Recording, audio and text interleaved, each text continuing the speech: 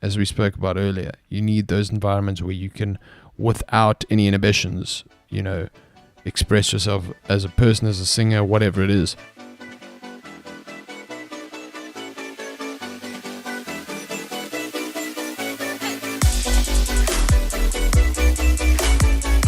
Hey, I'm Jamie. Welcome back to another episode of the Jamie and You Show, where I shine light on the amazing things people are doing and through conversation uncover unique insights that could inspire you or enable you to pursue your greatest ideas.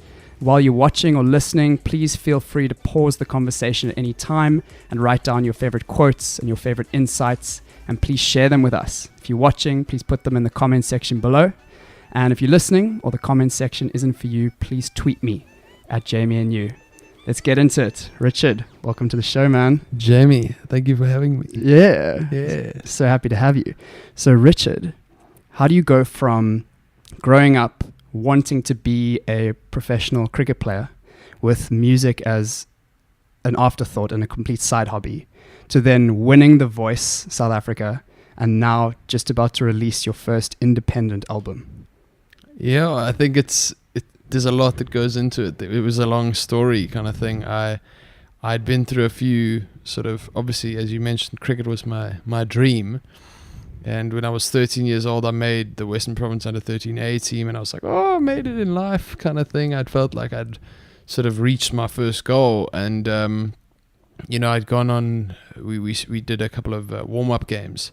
And my back had been giving me problems because obviously you do a hell of a lot of training, and I'd been going through a growth spurt at that time. Right. And then I was told just before the tour we were meant to go to Benoni, but anyway, that's a side note. I went to the doctor because I've been having back pain, and he said you have Scheuermann's disease, which is basically a wearing down of your vertebra. No way. Due to from bowling and putting too much pressure on my spine while I was growing, so it didn't grow properly. So instead of being, I don't know if you guys can see, like a square, it was like worn out on the one side like that. Damn. And I also had a stress fracture. So he was like, you literally have to put on a back brace like Keira Knightley from Pirates of the Caribbean, and you cannot play sport for 14 months. No way. This is just before the tour. Just before the tour, just before high school. Sport was everything. Yeah. And it put a lot of things into perspective because, to be honest, I was quite a dick at when I was younger. I just thought if you weren't like playing A-team sport, you were not cool enough. And I didn't give my friends, some of the guys the time of day, because you're not playing A-team.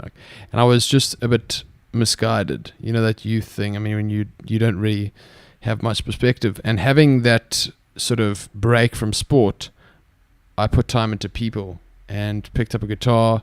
I was inspired by a guy called David Cook. He's a singer who won not The Voice. He won American Idol, and I think it was when I was in grade 7 or grade 8. And he played Billie Jean. He did a rock version of Billie Jean by Michael Jackson, and I was blown away because he reinterpreted it but breathed new life into it without destroying the song, and people were inspired by it, and it inspired me. And I started at the right time. Yeah, exactly. And I started playing guitar, and I mean, very basic guitar, like ding, ding, ding, like it was very simple, but it was just a way for me to let off some steam, put energy into something else. I got a girlfriend, my first girlfriend ever. I was a very shy kid growing up, so it allowed me the opportunity to start engaging with people more. Was music a feature for you at all before that? I always sang in the shower, and I joke about it now, but I learned most of my singing in the shower because you can just go for it without worrying about anybody saying anything. But music was always in my house. My mom was always playing the Beatles, and my dad would always play us music growing up. And my dad sang around the house. My mom is completely tone deaf, but shame, she sang Away in a Manger to me when I was a child. So it's like my memory. Yes. But there was music around, but I had never thought of it ever being a possibility as a career. So that's kind of where it started. And then, I got over the injury, and then I went back and started playing cricket again, but something had kind of changed, I wanted to spend time with my friends now. Right. I built up quite a lot of aggression over that year because I literally couldn't walk on beach sand. Whoa. Because it's so unstable that if you move incorrectly, your stress fracture could become worse or damage I don't know if it's quite as bad as damaging your spinal cord or something, but it can. They didn't want the vertebrae to break because obviously if they fracture, it can go into a break. So this was a serious injury. Yeah, man. Dude, I was 13 years old going to the beach in Durban, and my dad was giving me a piggyback to get to the towels. Wow. Because I couldn't walk on the sand. And I was literally wearing that back brace for like 24/7. I only took it off when I showered. But it also taught me discipline, and that sometimes you have a short-term sacrifice for a long-term gain. Yeah. You know, so sometimes you've got to just have that self-discipline, whether it's, you know, putting in the hours of piano practice or guitar or training or, you know, eating correctly or just little things that you want to do in your life. We all have different things that we struggle with self-discipline.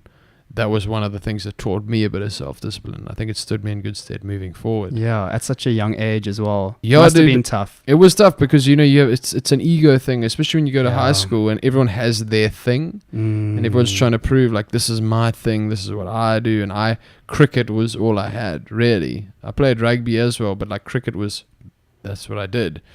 And then I got there and I didn't have anything but a back brace, you know, and like very few friends. But that's interesting. Cricket was such a big part of your identity then. That was your self-worth maybe as well. Exactly. You know, you'd achieved in it and you were getting pretty much like the highest achievement at that level, which is making your, your provincial side. Yeah. So that was obviously a huge part of your life, and then just having that ripped away from you. Yeah. Instantly, pretty much. I know. It was like, whoa, okay, that's, you don't expect that at such a young age, like, because you shouldn't. I mean, we were playing intense cricket. Like, I mean, it was six days of training a week, and you don't realize it's a lot of strain on a small body. Yeah. Did any other guys get injuries? No, just me. But I'm actually grateful for it in hindsight. Awesome, funnily enough. That's but cool.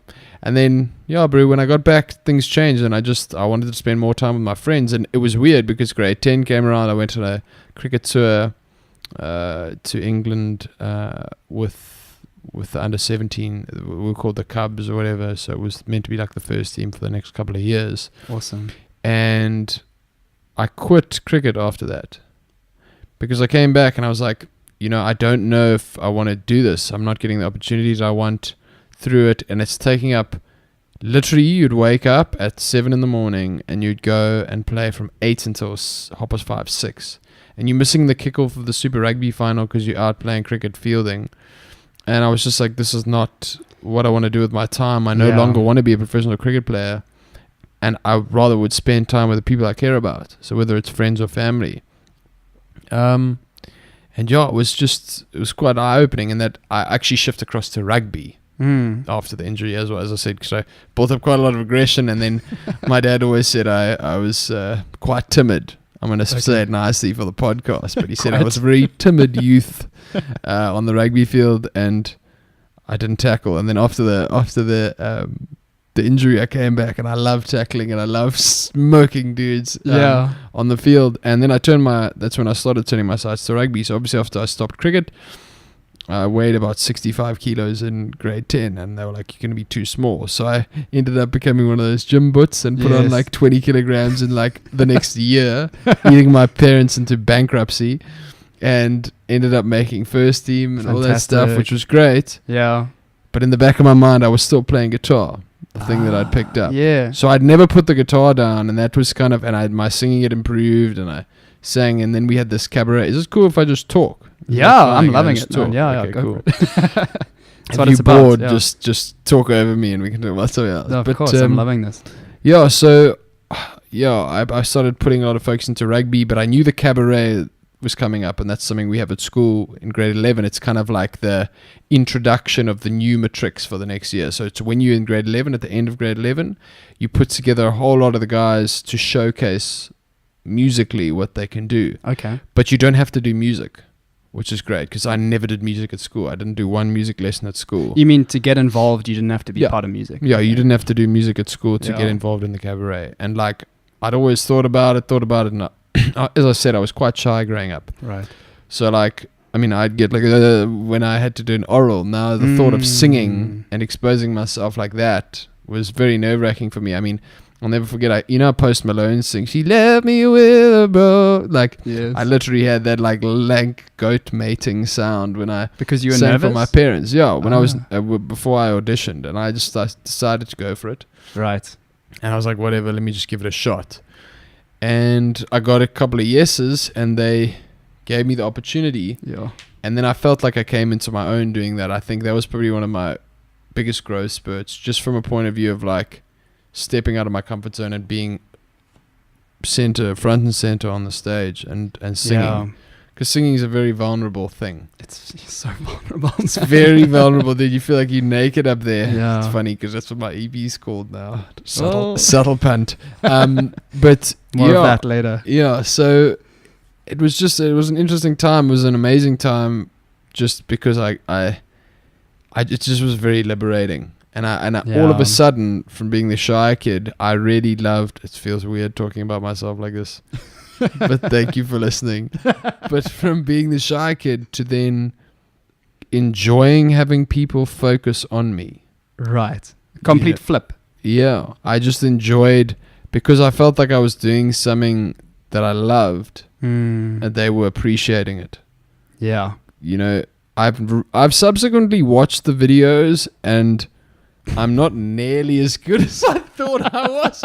Or like people like, you were so good. And I was like, thanks, man. And then I started believing it. But you know, when people just give you compliments because it's like you're in front of them. And then I listened back to it like a year ago. I was like, my word, it sounded like I was, struggling to breathe. But it was a step in the right direction for me with music. So it gave me a lot of confidence. I came on my shell a bit, but then kind of after cabaret, it went back to rugby. And we were training. I'd done pre-season for like 6 months, and we were meant to be going on tour to Ireland and Wales for first team tour or whatever. I just want to know, what was the response from the school? Because your image, I'm sure at that time, people didn't expect you to be singing. So what was the response like? Dude, it was actually wild. Like, I wasn't expecting that, you know, because I had no idea. I had no way of gauging whether or not I was good or okay. But then people started saying, "Oh, maybe you should do it as a career," and like they really loved it. Yeah, I did, because I did James Brown. I did I Feel Good. Okay. And Smells Like Teen Spirit. There were some heavy numbers in there which I had to learn a lot, which I'll talk about. Was in the bathroom. Yes. Like I literally learned there's a after that the bridge and thing, and it goes, when I hold you in my arms, there's a whole scream part, and it was so high I couldn't do it in full voice. So like, I'll never forget, I was in the shower, and I was in the shower for like 45 minutes. This was before the water shortage. This was in 2011. And disclaimer there. I started trying to scream it, and I worked out how to do this cool falsetto pinch scream thing, which I also learned. And that's how I learned how to do it's in a similar register to, like, you know, Lilo and Stitch. Like he speaks like this. Yeah. And then if you take it up an octave and he sucks helium, but he kind of speaks like that. So it's the same positioning and resonance in your mind, in your face or your head when you scream. And it was weird. It was just from messing around. And whenever any lighties asked me, like, hey, could you give us any tips for like singing? I was like, just mess around. Yeah, there's no one way. Everybody's heads and mouths and everything is different. So it's how you sort of practice and work out your own thing. It's like Freddie Mercury watching Bohemian Rhapsody the other day. Yeah, people wanted him to get his dental stuff fixed. He was like, no, because it resonates there. Yes, you know. Yeah, there's something amazing about experimenting and playing. Yeah, and then learning a lot through that. Yeah, but you need it's cool that you found the shower to do that, because you kind of need a place where you can not be judged and you can just be in your own world. A safe space. Yeah, just to do what you need to do. Yeah. But you need to find those places, because when you can and you can experiment freely, I mean, the alternative is being safer and more comfortable in other spaces so that you're not caring as much. You can try just experiment more in general. Or just find a place where you can experiment, or find a group of people that are maybe easygoing and you can experiment with and get feedback on. Because also with experimentation, I can also relate with playing saxophone. Like you kind of have to push all the boundaries and find where it sounds bad and find all those places where it sounds bad. And then you find the limits of your range and you can actually play better now that you know your limits. And you're not scared of going right up to those limits. It's like you've got to feel yourself out in a way. Exactly. You've got to feel your ability out. And your ability will grow and it will change, but you need to know where it is and what you can and can't do. Because sometimes you think you can't do something, and it's a commitment thing. So, it's like anything. If these motorbike guys, if the guys at the X Games have a big jump and they don't commit to the jump, they won't make it. They just won't, and they'll hurt out themselves. Of that fear. So you can't let the fear override it. You've got to back yourself, because then at least you can see how far you can push. Because if you doubt, that's when the things hit the fan. You know what I'm saying? So like, it was just, the response was great. Going back to your question, like people were very positive about it. But then I was like, where do I even begin with that? For sure. I didn't even know much about the South African music scene. I knew like the parlor tones, and like that was it. As far as a career goes. I didn't even know that it was a viable option. You could make a living. Like the mindset I'd always kind of think was, musician, like shame. Like here's a 2 rand. Like you feel a bit bad for those, because it's such a slog. Yeah. And then it was obviously positive, and I really enjoyed it. But then I kind of took it with a pinch of salt. And then I just carried on playing rugby, and then we went on that rugby tour to Ireland and Wales. And then when we got back, I'd had 2 concussions in the 6 months before we went. Yeah. I'd never had any, and then in my grade 11 year, I had 2 concussions, and then one at the trials and one against Par Boys or something. This guy's end us, yes. And then got back, and against Brackenfell in like the 3rd home game, back from tour, my 7th game of the year, took a ball off the kickoff just after taking my scrum cap off, and a guy hit me off the kickoff in the jaw, and I was dazed. I was just concussed. It wasn't a bad one. Like I wasn't like lying there unconscious. But then I went I just kept getting headaches for like the next sort of few weeks. And they were like, you've probably had a bit too many concussions for this time frame. You should rest. Yeah. And they literally said, sorry, bro, you shouldn't take any more hits for the rest of the year. So it was a very conservative... The consequences, though, are quite hectic. Yeah, dude, it's not worth it. I mean, it was a very conservative route. Right. I did subsequently get a second opinion. The guy said I could play. And I did play the next year at varsity. But it was just... that became my new identity, actually. Like, I wanted to be a rugby player, and I was very, like, worried about how if people thought I was strong. It's like you shift from these... and it all stems from insecurity. Right. It's that need for approval. And I fought with that for a while. But, so he basically said, sorry, dude, you can't play for the rest of the year. You shouldn't. And it was very conservative, because my dad was like, when I was at school, I used to get concussed on the Saturday and be at practice on the Monday. But is it worth jeopardizing, like, your mind? Yeah. For something that's, you're not going to be a professional rugby. Personally, I'm not going to be a professional rugby player. I can understand if you're playing every week and you want to have a 15-year career as a pro. They take knocks and they deal with it correctly and they have things in place. But it's just a case of like, that wasn't for me. And I took a step back and it was shit. Like it was really tough. Like it was really difficult. And to stop playing. Yeah. I remember sitting in the back of my parents' car. I cried like a baby. It was like the way I cried when I got my back injury. Right. But all these things were growth spurts, and I feel like they have actually helped me. You say that you face adversity, to overcome it and grow from it. And that gave me the opportunity. I had nothing to do in my extramurals. I didn't even write June exams because they said that my cognitive ability had slowed because of the knocks. Yeah. So I didn't write June exams, which made finals quite interesting. Is this in matric? Yeah. Oh, man. This is in final year, yeah. But I joined the gig band as a result. What's the gig band? So it's just a band at the school where they put together a group of musicians and they have like a brass section. It's a full band, guitar, bass, drums, whatever. And we just played around Cape Town. We played little events for the school, and we played a couple of shows at we literally played at an old age home the one day, which was cool. I remember the guy with the Zimmer frame in the back, while I was singing Mustang Sally. But it was cool because, again, our music came back. And I fell in love with it a little bit more, and I came out of my shell a little bit more, and I became a little bit more comfortable as who I am as a person a little bit more. And, it was a great experience. But in the back of my mind, I was like, rugby. I know it's only a year. Like, I want to get back into rugby. And so it was kind of, now I was juggling my identity. Like, am I a musician? Am I a rugby player? Like, where do I position myself? Yeah. Because I think you've got to be comfortable in who you are for people to be comfortable with who you are. Definitely, yeah. So Yeah. And I guess also, as you were saying earlier, you also need to think about how you're spending your time. Yeah, exactly. Like what's going to fulfill you the best. Exactly. And I mean, I love hard work. Like, I'm not afraid to work hard, but as long as I have a goal and a plan, and I feel like I'm working towards something. So, like, having that kind of floating feeling was weird. Thankfully, I passed matric. Mocks after not writing June exams is wild. Because I didn't have an assessment. I didn't have one physics paper. I wrote a test in February for physics, and then my next assessment was mocks, which is like the hardest test. And I literally got like 56% for physics and chemistry, and I was like, I'm done. And I managed to find this tutor, and we literally did chem for like 3 weeks, and I managed to get up to 76%, which I was working out means I got A's for both, but I still got a B.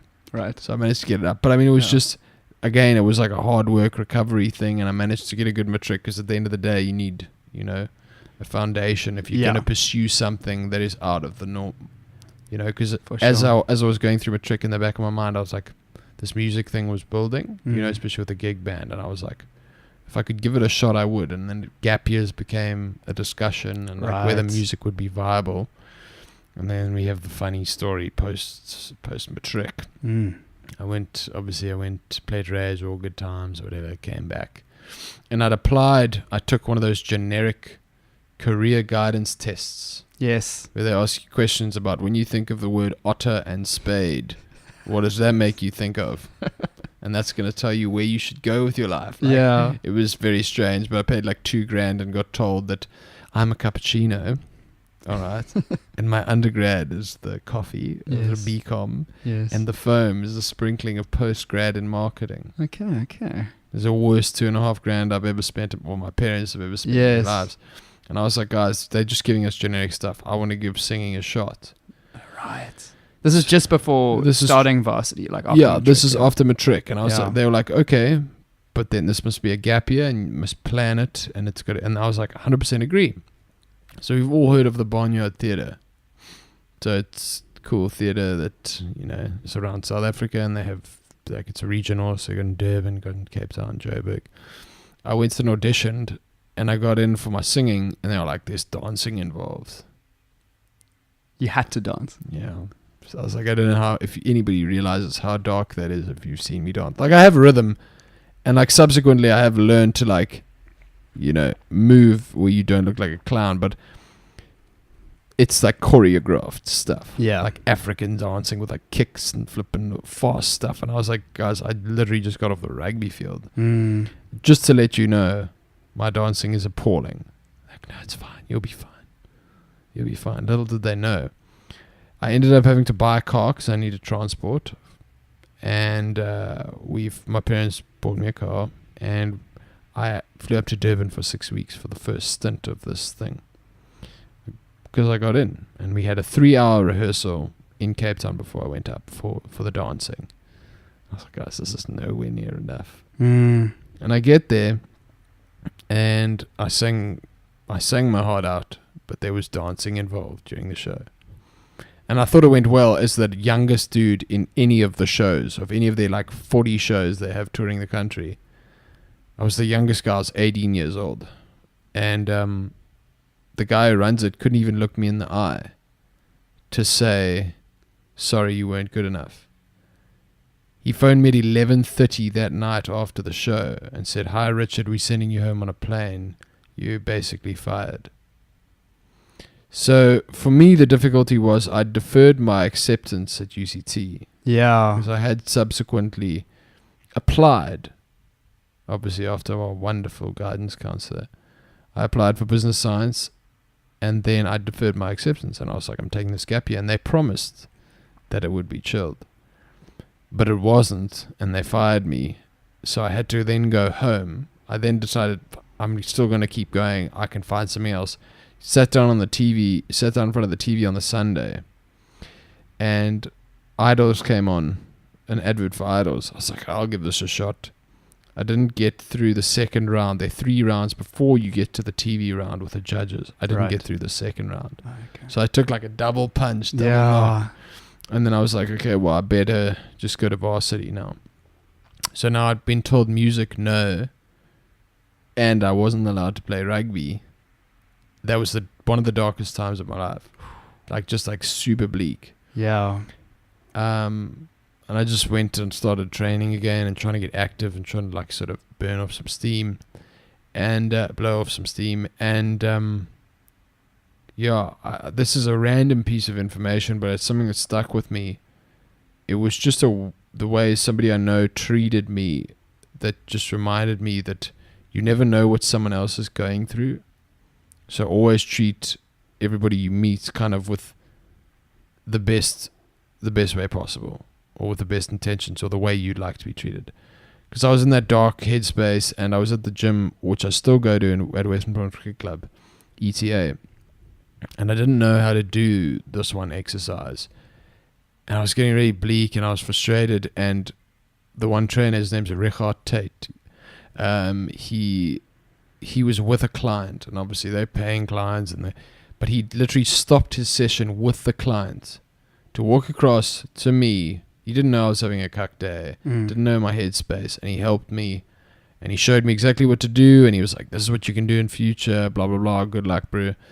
And he helped me, and just that small act of, like, it still gives me, like, a little bit of, like, a goosebump feeling, because he made an impact in changing my mindset. And then I got back into my training, and then preseason came for rugby, and I went and got the second opinion, and I was able to play. But he lifted me up a lot in that time when I just felt like, and it's weird because it's such a small act of kindness. Yeah. You'd think it would be like, wouldn't do anything, but it just was something that stuck with me a lot. And it reiterated my whole thing about the way you treat others. And the way you treat people, because you never know where they are on their journey or what their mindset is. Exactly. Yeah. And also you never realize how your small action could have a massive impact on the person you're doing it to. Exactly. So don't hold back or think that your small bit of kindness is not going to go appreciated. Yeah. And also there's a thing, don't be cuck, be lekker, like it goes the other way. If you say something hurtful, you don't know how long it sticks with someone, So anyway, I got into a much better mindset. I started playing rugby again. It was great. One of my most fun years of rugby. So you started at varsity, just to check in there. Sorry, yeah, that was varsity. Yeah, right. I started again, but I no longer wanted to do it as much. Again, it was like a perspective shift with the music. And then did you get into varsity that year, or did you miss I managed the whole year? I managed to get into varsity. Okay. So after the barnyard, I had to reapply, and I went to the head dean. I was like, "Yo, can I do it?" I had to join the res O week, so I missed the entire day student O week, and I was sitting with random people I didn't know. All my friends were done. Yeah. I didn't even know there were streams of business science. So I was like, "Oh, that one has psychology. That's another side of the brain. Let me choose that as well. Maybe it's better." Hated the psychology, to be honest. It changed subsequently, but it's so messy, man. Yeah, it was messy. It was a messy time. So got through the year, passed everything, thankfully. And then I was like, dude, I need some time for me. What should I do? I want to do this music. Let me plan. And there's a place called Stardust restaurant down the road. They're in Woodstock now. Probably the best decision I ever made. Do you want to explain Stardust a bit? So it's a theatrical dining experience where basically your waiters, they wait your tables and they perform and they sing. So they have dancing now and stuff, but when I was there, it was mainly singing. And you could play acoustic guitar, you could play whatever you want, piano, and sing and play songs, and you could bring whatever music you wanted, provided the bosses felt that it was good enough and impactful enough. You could do whatever you want. So it was a great creative outlet. And I auditioned, and I got in. And I think that was the sort of life path changing decision. Like, I will always be like forever indebted to them, because you have the freedom to express yourself, as we spoke about earlier. You need those environments where you can, without any inhibitions, express yourself as a person, as a singer, whatever it is. And I was surrounded by so many people who were so much better than me. Like, there were singers who had crazy voices, like 95% in their final singing exam at UCT. There were guys who'd been doing it for years, so I just became a sponge. Right. And we would work I worked there basically every day for a year. Yeah. And it's hard hours, and I also came out of my shell in the sense of like learning how to waiter. Yes. Is a different ball game. The like, service industry. Hello, ma'am. How are you? Can I, it's like putting on a smile and learning how to engage with people. Yeah. Not just your mates or people who you're comfortable with, like random people, and to make a positive impact on them so that they, enjoy their time there. But I think it was the fact that I was surrounded by all this talent, this sort of melting pot of like talented kids, that I was able to grow so much. And that's sort of what I think that time there stood me in good stead for when it came to auditioning for The Voice and stuff in 2016 or the end of 2015. Because I basically did that for the whole year, earned some cash, learned a lot, learned how to work, not like hard work, like going to training or whatever, or practicing. It's like hard work, like cleaning tables and going to bed at 3 in the morning and then waking up at 8 to be at a shift at 9 to do it all again, and managing, my little cash inflow and stuff like that. Like, it just was a huge growth process for me because it was my first time in the real world. But then it also put things into perspective for me. Like, I wanted to do music. Like, that was the thing. I was loving this, and I'd grown a lot, and I felt like I was finding a direction of what I would like to do as an artist. I started writing songs. I wrote my first couple of songs that year. That's so cool. And it was a very exciting process. That immersion in that must have been amazing. Dude, you are so deep in the game and you don't even realize it because everyone becomes your friend. But you in it all day, every day. I didn't even know how to harmonize. I didn't know what a third or a fifth was. I didn't know any chords. I didn't know any of that stuff. And this is when I'm 20 years old. So like, it's not that long ago. So I don't think I would be where I am now if it wasn't for those guys. Yeah. And the fact that they were like just so open to help and so open. I'm talking about the staff now, the fellow waiters, so open to share their advice and their thoughts and their tips. And, it's like I always say the little brother is always the better sportsman, because the little brothers generally grow up playing with the big boys. Yeah, they're always in the garden, and the older brothers' friends are there. I mean, I have a mate, Chris Smith, who's actually playing for the Pumas now. His little brother is like a ridiculously good cricket player. He scored like 1,000 runs in like 8 games or something for sacks. He's in grade 10. But we always said when we were playing with him as a kid, we were like, this is gonna blow up. So it's a kind of thing like when you the youth or the baby, you can learn, and you can learn quickly. And I always find like learning from others is the fastest way to learn. Just be a sponge in whatever it is you're doing, and you'll grow. So I was very lucky that I got in there and that they gave me an opportunity, and I was given the freedom to do what I wanted. I was singing Muse sometimes. John Legend one thing, and then Muse, and it's like, where is that different world? Yes. But just being able to explore my voice and my range and learn about my falsetto and not just in the rehearsal room, but performing. Exactly. And that is such a difference. Huge thing. Vocal control, performance, engaging with a crowd, having to sing happy birthday, having to get people onto tables because it's a party. Yeah. Like, their tables are reinforced for a good time. Like, you get on the stage, dance, have a good time. So it was just the fact that I had to come out of my shell for my work. Yeah. And perform and engage with people, and it was crazy. I think that's what really made me comfortable on stage when I entered The Voice, because that's a nerve-wracking thing, staring into a camera, on national television where like hundreds of thousands of people are watching you, and if you sing a bum note, they're going to be laughing. It's happened. But so it was an amazing process and year at Stardust, and then I realized I wanted to do music. So so you'd stop varsity. Yes. Okay. So you were able to just took the gap year. Yeah, that's stopped cool. varsity, put it on hold, did Stardust, and then was like, okay, I need to get my degree though. If I'm going to do music, I want something solid to fall back on. Right. And then I went back, and my mindset was a lot more positive because first year, as I said, I didn't want to be there. I didn't know what I wanted to do. I kind of wanted to do music. What about rugby kind of thing? And then second year was a different kettle of fish. I was like, this is cool. I'm going to work my ass off and do well. And I ended up getting like a 70% GPA for that year, which was great. That's awesome. It was just nice to, sort of see good results and then feel like I'm working towards something. I started focusing on marketing because I realized I would be a brand if I'm an artist. So you've got to know about business, because at the end of the day, that's what you are. You know, like now I have a company which is Richard Stirton Pty Limited. Yeah. And if I didn't have any idea what I'm doing, you know, I have learned subsequently as well. But yeah, you realize you're a product. Exactly, you're a product. So it was cool, and I got excited to get that degree and finish that off, and then pursue music. And then when I was studying for one of my second semester ecos tests, my girlfriend phoned me. We're still together, and she said, "Rich, The Voice is coming to South Africa." And I was like, bro, I entered Idols. I didn't even make it to the TV rounds. Like, what's the point? She said, no, I think it'll be good. I think you should try. And I ended up auditioning. I went to Newlands Cricket Ground, and it went pretty well. I didn't know. They seemed positive. I signed some forms.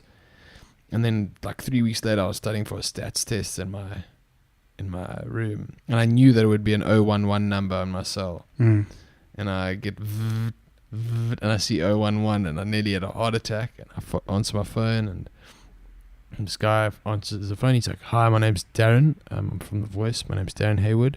Whatever's said in this conversation is entirely confidential." I was like, that's a good sign. It's not going to be like, this isn't confidential, you shit. Like, he was like, this is confidential. You've made it into the blind auditions. There are 105 of you. We're going to fly you up to Joburg in 3 weeks. We'll email you about it, blah, blah, blah. And it was the most surreal experience. I remember we were running downstairs and being like, Dad, I got in. Bro. Yeah. Like, we used, you know, so it was wild. And then the story from there was a roller coaster of biblical proportions. Like, it's just weird going there and being on stage and being on TV is a very strange thing. But before I went to the auditions, I kind of said to myself, regardless of what happens, regardless of how I do, I want to make my connection with the people, everybody I meet on this thing, as positive as possible. That's awesome. I want to be the dude that, regardless, everyone wants to spend time with, you know, be the nicest oak you can possibly be, because in those high stress situations, you need to know that there are people behind you, and you need to know that there are people to turn to. And the same goes for, you know, I would want the same thing. I would want to be there for people who are good people, you know. So I just was like, screw it, I'm not going to worry too much about myself. I'm going to worry about, because there's such a range of people you meet, you know. There's a wardrobe team, there are all these people looking after you, they're the sound guys, you know, they're the lighting guys, they're the camera guys, they're the actual coaches, there's the producers and directors. And my biggest thing was, I just wanted to make a positive impact on them as people. And if my music worked, then that was great. But at the end of the day, I just wanted to make a sick impact on them as a person. And that's so awesome. So was that your mindset as you were on your way there? Yeah. And then obviously I wanted to kill it. Like, I wanted to do well. Yeah. Because my music is there because I want to connect with people. That's the thing. So it's a whole encompassing thing. And yeah, it went really well. And I built amazing relationships. The audition was wild though. Walking out, they put you in this thing called the the stress section or whatever before you go out, and you can hear the other person who's auditioning before you, and there you can hear the comments. And I think the girl who went before me did actually get through, so it was cool. I was like, cool, that's a good omen maybe. But then I was also worried because we went in groups of 20. We auditioned in groups of 20, and they only had 48 spaces available, and I was in group D, so 60, and I was 8th up, so 67 people had already gone. So and I knew that they only had like 6 places available, because the coaches apparently got really trigger happy in the beginning, because it was the first season, and they'd turned for a lot of people. And then they had to be like, no, we've got to slow down. We can't have too many O's on the show. So the odds were against you at that point. So I was like, bro.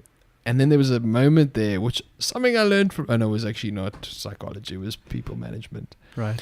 But before I went onto stage, I just shifted my mindset. Instead of having like let me just get one turn. You know how the show works. You've got 4 of them, they're all facing the other way, and then they turn.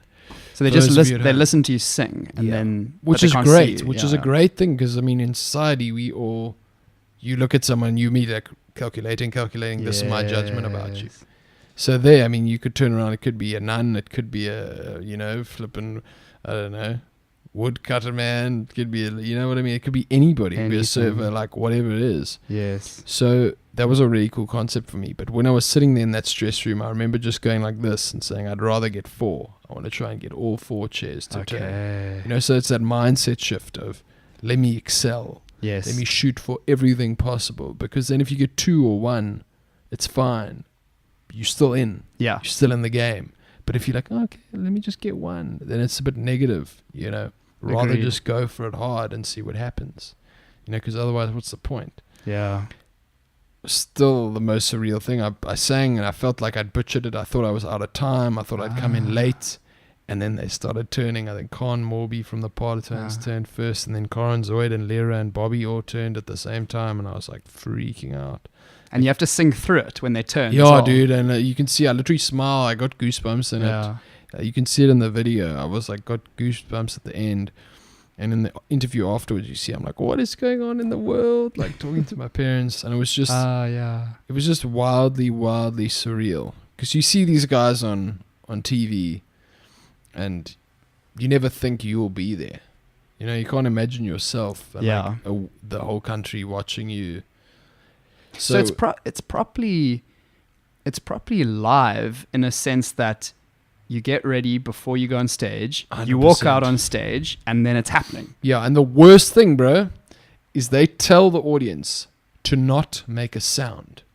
So regardless of where you perform as a muso, I could walk onto stage at a Mug and Bean or, a Slug and Lettuce. Yeah. Literally, man. If you go on with a guitar, some dude is going to be like, oh, go, bro. Go for it. It's going to be some sound. Somebody. Yeah. No one made a sound. So you're already nervous. All you hear are your feet, glunk, glunk, glunk. And then you're standing in front of the thing.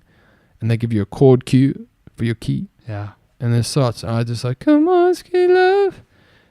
Yo, bro. I thought I'd destroyed it. I was like, I'm going home. I'm here.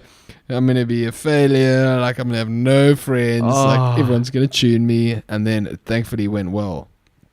But it was wild. It's quite risky because if you sing badly at that point, they're still going to air it, right? They don't necessarily air it. They air the guys who... It's a very positive show. They focus on the positives. Right. Because like Idols has a different look at, like, films in a different light. Yeah. Their goal was to be super positive, so they would only put through auditions that were good, but didn't quite make it. Right. So we didn't know that, though. Because it was the first season. So they did say that it was going to be a very positive show and the vibe, but... Yeah, so it is a risk, though, I suppose. Because even if you don't get through, it's still awkward. Yeah. Especially because they all turn around and they're like, sorry, we didn't turn for you. And then you have to talk to them for like 2 minutes. That's a bit weird. But yeah, they all... So if you don't sing well for them, do they just keep their backs to you? No, they still turn around and they're like, hi, nice to meet you. Thank you for auditioning. Like, which is awkward. Yeah. That's what I was terrified for. Like, they're going to be like... not quite good enough, and you got the crowd listening to them telling you no. Yes. But thankfully mine went alright. Yeah. And then dude, it was just... But your audition also, because that's just one performance of like the whole competition. Yeah. That's not the final performance. Yeah. But your audition was super well received outside of just the that moment. Didn't it like get shared online and stuff like that? Yeah, it's got like 2 million views online, which is pretty cool. Wild. Yeah. That's a lot of views. It is weird. Yeah. I mean, I released the same song, Skinny Love. Yeah. And I had like 6,000 or like by that time, I think like 12,000 views. I was like, this is a lot, bro. Yeah. Like, I've done well. Oh, and your privately, your own channel. Privately, like when I was like during the Stardust year, or maybe the year after that. And but this thing, I think I got 100,000 views in the first week. Whoa. Which was a weird thing because it was a new show and people were checking it out. And we were like, there were a couple of me and the one other, like, we were like messaging each other, yo, bro, who's going to be first? Like, we're like racing because we were in the earlier episodes. Yes. So it was very surreal, and you get Facebook things and like all these followers, and it's like, it was a very strange thing, and I wasn't really prepared for it. But the show was a beautiful, beautiful show, just because it was a very positive show, and we felt like a big family at the end. And I'm just forever grateful to them, to the people in the show, the producers, Darren Hayward, the rest of the team. Like I met some lovely people like Anna Marie and the rest of the guys from the wardrobe. You know, it's just like the group of people were amazing. What was were you staying in Joburg for that whole time? Yeah, dude, I was in Joburg for 6 weeks, bro. Whoa. Once we got to the live shows. So you go up for the audition, then you do a battle. Okay. Is it a battle? Yeah, it's a battle. And you battle against someone else who's got through the auditions, the blind auditions. And then if you get through that, then you go home for like literally a day. No, not literally a day. Yeah, you go home, then they'll air the auditions and the battles. Okay. Because it's all pre-recorded. Yeah. Then you go back for the live shows, which is another beast. Because then you know when you sing live, the world, I mean, not the world, but South Africa is seeing. Yeah. And I had some wild times there. But the one day I didn't have click in my ear. So for those of you that don't know, it's a in your ear that tells you the tempo of the song. And they gave me Shaker by accident. So I lost timing. I had no reverb on my voice for some reason in the mix. And is this in one of the live performances? One of the live performances. It was dark. And I was doing Don't You Worry Child. And I really wanted to do it like chilled with guitar, with piano, like slowed down. Because it's a beautiful lyric. But they needed us to do it from a tempo point of view. Because people are sitting at home. They want to sort of have a bit of a good time. You don't want all to be slow. They needed to be fast. So I was like, okay, fine. Let me put in the scream, which I learned covering Muse at Stardust. And I sounded like a hardy dog getting maimed. Oh, no. And my dad was there with my brother, and I turned at the end of the performance, and they could see I was bleak. And I saw him whisper to my brother, like, what the hell was that? Right. And then they subsequently went on PVR and recorded it, and then distributed the voice recording of me letting out this scream that then over the next 3 months was sent back to me from like random people. I'll be like, oh, what do they want? And it's like, ah! And it sounded horrific, dude. So that was something to get over. But then thankfully I recovered the next week and was able to sort of push through. But how did you, so it wasn't bad enough to like... No, it was bad, but I didn't get voted out. The public saved me. So I went up for votes and then they voted me in. And then thankfully I was able to recover. Yeah. It was dark though, dude. I was like, I'm going home. So wait, was the scream better in rehearsal, or what? Like, what went wrong? Yeah, it worked, but also it was dry. I didn't know in the mix it was going to be dry. You know, if those things have verb and delay, it can sound alright. Yeah. It's a bit of a brain fart. It probably wasn't necessary, and I was panicking and I was flat the whole way through. Yeah. I was clashing with the guitars were clashing, and in my ear I had Shaker, so it was chaos, bro. Yeah. And then your confidence was low. My confidence dipped because I missed lyrics in the beginning because I lost time. Oh. And I was just like, this is not going well. Yeah. But it is what it is, bro. That's show business. That's live television. And it makes for good TV. Like, look at that guy. He's dying inside. So, yeah, it was. But it also, again, it was a learning experience. You're going to have bad performances. You just got to learn from it. And then deal with it. And, again, as you said, know what you're good at and just back that rather than, like, take wild risks. Right. Yeah. You know, just like feel it out, I suppose. Exactly. You know? So I learned. And then, it went really well. And then obviously I ended up winning.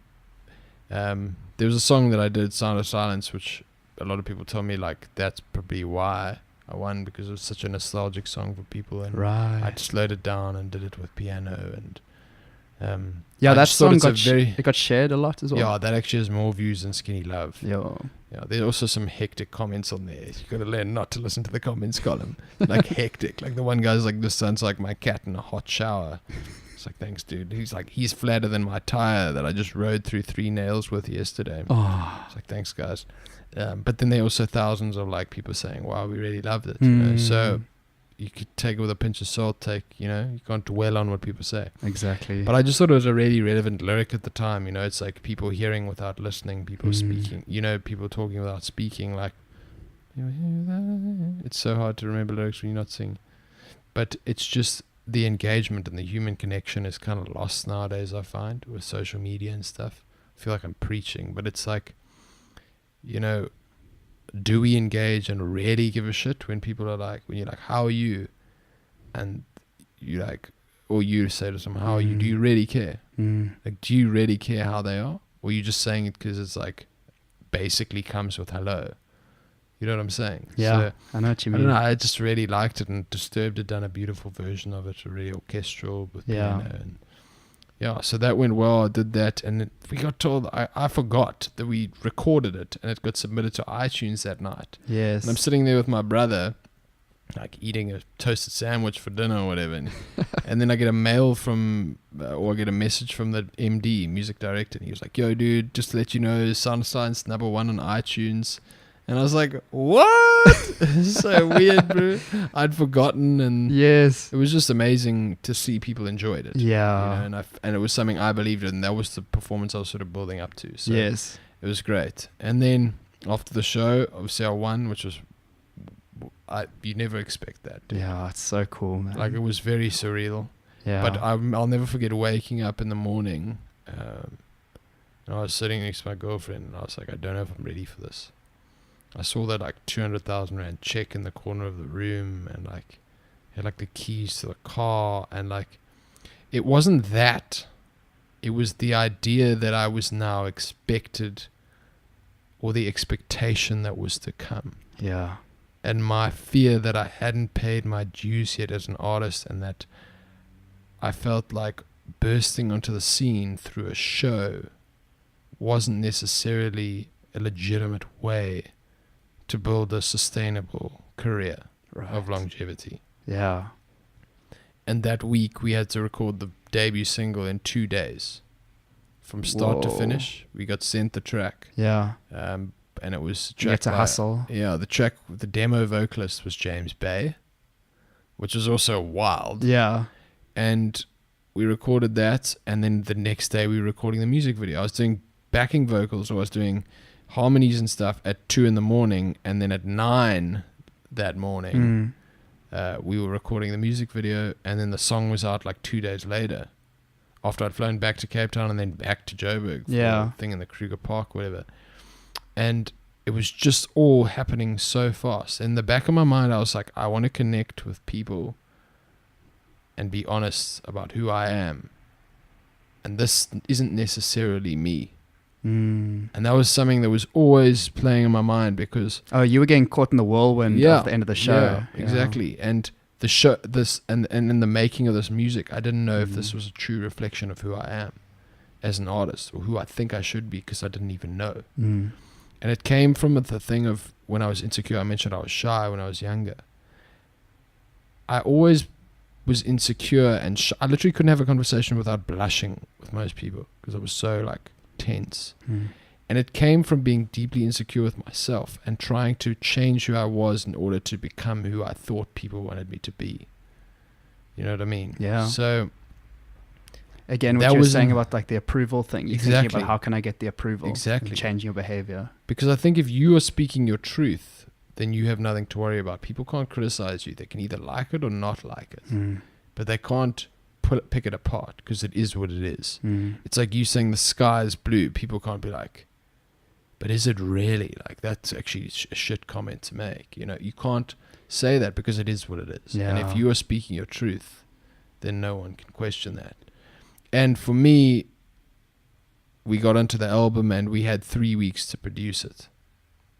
That's wild. 3 weeks. And at that time, I was listening to other artists and their process of making an album, because I had no idea how to make an album. We spoke about, I'd barely done music. I'd worked at Stardust for a year, written a couple of songs, no idea what it's like to be an original artist. And we have 3 weeks.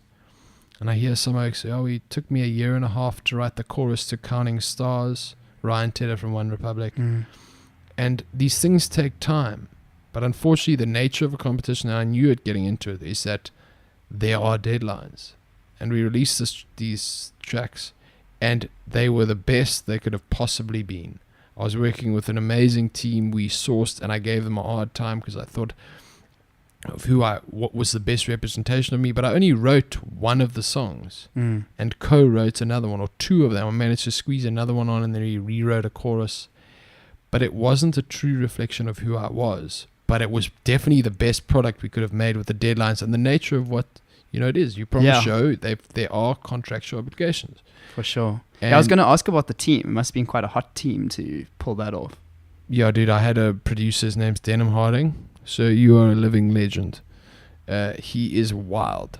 like literally plays drums better than virtually anybody I've ever heard, plays bass better than anyone I've ever heard, plays guitar better. He's a freak of nature. And then he was producing mine and Gavin Edwards, the runner-up, good mate of mine, his album as well, both of our albums in 5 weeks or 6 weeks.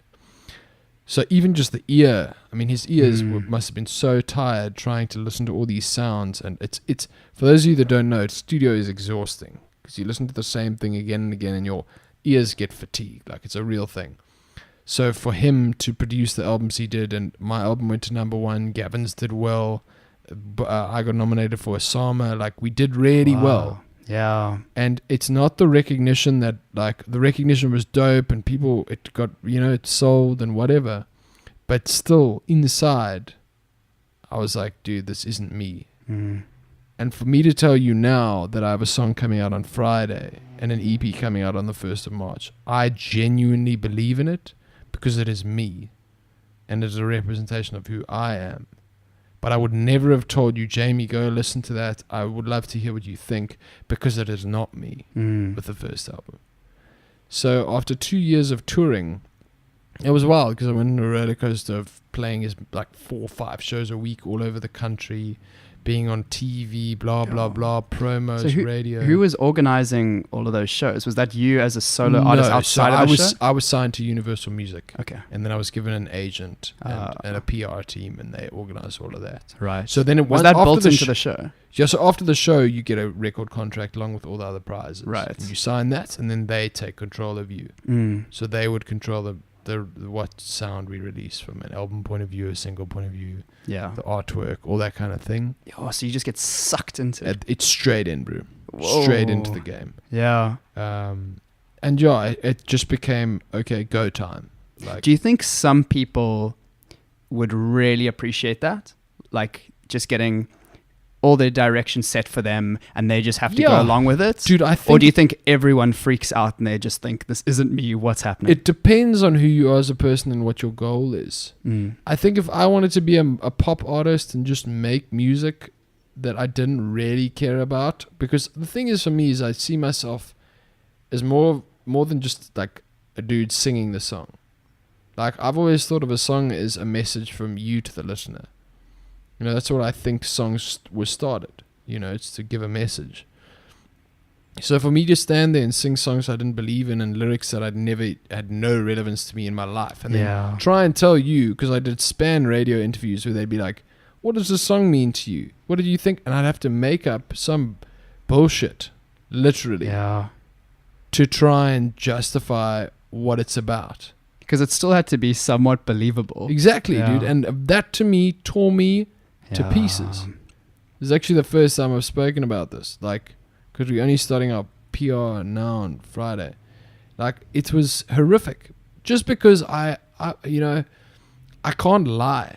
Honesty's always been a huge thing for me. And for me to be like, I felt like I was telling a lie. Although it wasn't really a lie, it just wasn't my truth. And it wasn't true to who I am. So, like, after 2 years of, like, crazy touring and, trying to get people's approval on the album and going to these award things and, playing shows and doing corporate events and all this stuff, I kind of was like, it was last year, like halfway through, I was like, I'm getting off all social media. All these things that are draining me. And I need to take a step back and work out who I am as an artist. I managed to get out of my contract with the record label. It's always great being with a record label, but only if you know who you are. Yeah. You can control that, and I couldn't. So I managed to get out. And it sounded like you just needed to reset. Yeah. I needed to work out who I was. And it took me a few months of going through. I'd been through a rough time mentally, and I'd been writing a lot and learning about writing and listening to writers and what they say and how they go about it. And over that period, even when I was still promoting the first album, because I knew I wanted to put something together after that was truly who I am. And I met this kid, Michael Wilson-Chollop, who's a brilliant pianist he's a singer, he's a pianist, he plays oboe, he plays organ. He's a wild kid from Bishops, and I met him. My mom sold their house, and we got together and we started working on this, and he just wants to learn and I just want to learn. So he's a mad producer, He was in matric when he was doing this. Wow. And so just super talented guy. Crazy. And just hardworking. He'll be in the States by this time next year, 100% studying. But we just got together and we were like, let's develop a sound and let's work on something honest and true and real and just see what we can do. Amazing. And it was a win-win for both of you. 100%. Because he wanted a chance to experiment and do his own thing, or like learn the ropes of producing and making music as well. Exactly. Yeah. I find that so cool when you can find a team where he needed you, you needed him. There we go. Yeah. That's the thing, bro. And I was very lucky because recording and studio costs are through the roof, and he has and he has amazing resources at his disposal. So we were able to put together something I truly believe in. Like, I will tell you, I really believe in this music. So it was the two of you? Two of us, and then I'd bring in some guys I'd met and my friends who are very good musos. And he had moved house, and the transfer hadn't gone through yet on the house. So it was about to be handed over to the new owners. Right. So we had this whole room to ourselves with a floating floor and wild acoustics. And we put 8 mics around his piano that hadn't been moved out yet. Tracked that for the one thing, brought in a drum kit, pitched the toms, and just mic'd the hell out of this thing with ambient mics in the back of the room. And we just got the fattest sound. And those sounds are so unique, and they're just a part of the song now, you know. And it was only possible because we were doing it independently, and we weren't at a Lani studio doing it with this perfectly treated room. It has character. Yes. You know, and you weren't on that time limit, get in, get out. Yeah. And that time limit is a brutal thing, as we spoke about with expression. Yes. And right back to the beginning with when you're trying to sing and you want to express yourself, but it has to be a safe place. You can't tell me to write a song. The one chorus took me 1.5 years to write. Like, it literally took me 1 year to write. And, you know, those things they take time. If it's quality, it takes time. You know, wine takes ages to make. You know, it's got to mature. And we were able to experiment and grow as we went. We have millions of revisions of these songs. Yeah. You know, but we had the freedom. And I think freedom and sincerity and honesty are probably the most liberating things. Because we were able to spend time and build something we believe in. And it's 4 tracks we have now. But we'll have another 8 out by the end of the year. But it's just a case of, like, we were able to build a relationship. We were able to work with guys we enjoy, who are like-minded individuals, and build something we believe in. Because I'd rather stand behind something I believe in that fails than to push something out that maybe does well, but in the back of your mind, you're like, what if? Because if you push something out that you haven't done or you don't believe in and it fails, then you really think it's going to bite you. What the hell could have happened if I'd done my own thing? You know, so I'd rather just, you know, believe in myself and believe in the people around me and surround me with people with a similar vision. Exactly. And be true, because I think life's too short to do stuff you don't believe in. And now, so you're putting out these first few tracks, and then you're going to go on to keep working together to put out more music. Yeah, for sure. So we're going to graft our heads off this year because we both are thinking of overseas. Right. Quite seriously. I mean, Mike will probably be gone. I mean, it's like, hey man, are we playing the show at the 10s on the Friday night? Because I have an audition with Berkeley at 8:30. Like, he's got ridiculous, like, applications going on and they're interested. Yeah. Because he's an amazing talent and he's got the perfect work ethic. Like, he's everything you would want in the perfect student. You know, and he's hungry, you know. So I think he's probably going to be overseas next year. So we need to do as much as we can now. Yeah. And then see if we can do the long distance relationship, you know. But it's just been amazing being able to have the opportunity to work with someone like him and build something like this that we genuinely believe in and think will, you know, be cool. Yeah. You know? So you're excited for the release? Dude, what's the plan? Absolutely frothing. Yeah. So it's coming out on Friday, the 18th of Jan. And it's just put it out, do some radio, do some newspaper, do some interviews. Planned. Okay, cool. And just, I've got a wonderful PR lady. Her name's Melissa. And she's doing all my publicity and stuff. And we've got a plan. And it's just to get the idea across, because the EP is called Naked. Yeah. Because that's what I am in this, you know. It's a case of being completely honest and true to who I am. And hopefully, you know, my goal is to have an impact on people because I want them to feel comfortable being naked as well. And not in the sense of running naked down the streets, because that'll cause mayhem if we all do that, but just in the sense of being true to who they are. Yeah. And not worrying about external pressures or external opinions to dictate to who they ultimately become at the end of the day. You know, because it's too easy for that to happen because there's so many opinions. You may as well just listen to your own. Yeah. So, yeah, Awesome, man. Yeah, that's what it's about. Naked. The EP is out 1st of March, and hopefully the single does well. Yeah. Well, man, we'll see, bro. All the best with this release, man. I'm really looking forward to listening to it. Thank you. It's been great to have you on the show, man. Thank you. Thank you for listening, Sham. I feel bad I spoke a lot. No, that's what it's about. I'm so glad you're here. Thank you. Thanks, man. For those listening, for those watching, thanks so much for joining us. Please, can you share your favorite quotes, your favorite insights with us? If you're watching, please put them in the comment section below.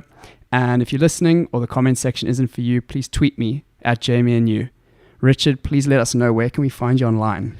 So you can follow me at Richard Stirton on Instagram, and then at Richard Stirton Music on Facebook, at Richard Stirton on Twitter. I don't really use Twitter a hell of a lot, so you're probably not going to get a lot of tweets. Should get into it though. And then all digital platforms for music. So Spotify, Apple Music, Deezer, all that. You can find me everywhere. Awesome. We'll put the links in the description. Cheers, Richard. Thanks, guys. Cheers. Thank you, guys.